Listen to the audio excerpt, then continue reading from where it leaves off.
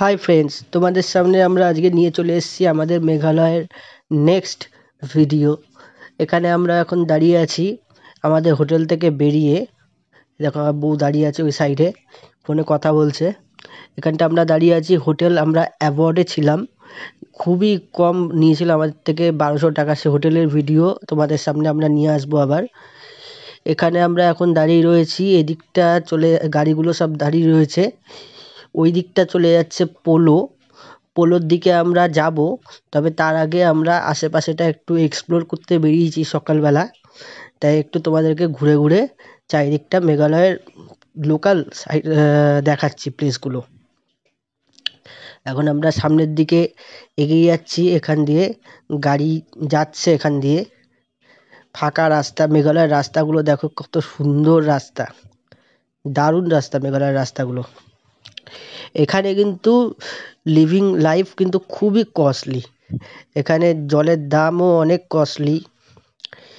এ দেখো এখানে দাঁড়িয়ে আছে, দাঁড়িয়ে দাঁড়িয়ে আমার দিকে তাকিয়ে দেখছে। ওই দিক থেকে ওই ট্যাক্সিটা পাস করছে। মেঘালয়ে কিন্তু ওলা পাওয়া যায়, তোমরা চাইলেই ওলা বুক করে নিতে পারো কোথাও যাওয়ার জন্য। আর যদি লোকাল ট্যাক্সিতে করে কোথাও সাইট সিন করতে চাও, তাহলে কিন্তু পুলিশ বাজারের সামনেই লোকাল ট্যাক্সিগুলো ভাড়া পাওয়া যায়। তুমি একদিনের জন্য যদি সাইট সিন করতে চাও, তাহলে তোমার ম্যাক্সিমাম 1500 বা 1600 তুমি বার্গেনিং করে নিতে হবে। এ দেখো আমরা এই দিকটা তোমাদেরকে এবার নিয়ে গিয়ে দেখাচ্ছি, যেটা বলছিলাম আর কি।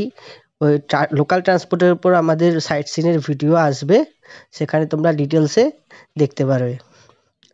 এদিকটা আমরা এখন হেঁটে হেঁটে যাচ্ছি, দেখছি যে এখানে দাঁড়িয়ে দাঁড়িয়ে লোকাল লোক সব আসছে মেঘালয়ের। আমরা শিলংয়ে দাঁড়িয়ে আছি এখন। শিলংয়ে পুলিশ বাজার থেকে একটু পিছনের দিকে গিয়ে পোলোর দিকে রাস্তাটা নিচে নেমে যায়। আমরা এখন এখানে দাঁড়িয়ে দাঁড়িয়ে ভিডিও করছি। ওইদিকে গাছে ওখানে কি দেখছিল গাছে। এখানকার গাছগুলো কিন্তু খুব সুন্দর, এরকম ডেকোরেশন করে সাজানো থাকে, যেখানে সেখানে গাছ তোমরা দেখতে পারবে না। রাস্তা খুব ক্লিন পরিষ্কার। এই গাড়িটা ওইদিকে চলে গেল। আমরা এখন দাঁড়িয়ে দাঁড়িয়ে ভাবছি যে কিছু খাবো, খাওয়ার জন্য আমরা ভাবছি কোথায় যাওয়া যায়। এরপর আমরা বাস বুক করতে চলে যাব, লোকাল বাসে করে যে সাইট সিন হয় এমটিডিসির, সেখানে আমরা এমটিডিসির অফিসে চলে যাব। সেই ভিডিও তোমাদের সামনে আমরা নিয়ে আসব। ওইদিকে দেখো ওই বিল্ডিংটা ওখানে খুব সুন্দর দেখাচ্ছে। আর এইখানটা আমরা দাঁড়িয়ে আছি, এখানে গাড়িগুলো চারপাশ দিয়ে যাচ্ছে, এখানে গাড়িগুলো স্ট্যান্ড করে রেখেছে।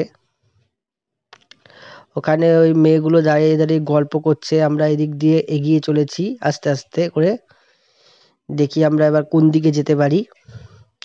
ওই দিকের রাস্তাটা দেখো নিচু হয়ে আবার উপরের দিকে কিন্তু উঠে গেছে। আমি এটাই বলছিলাম, মেঘালয়ের রাস্তাগুলো কিন্তু ঠিক এরকম নিচু হয়ে আবার উপরের দিকে উঠে যায়, আবার কখনো নিচুর দিকে নেমে যায়।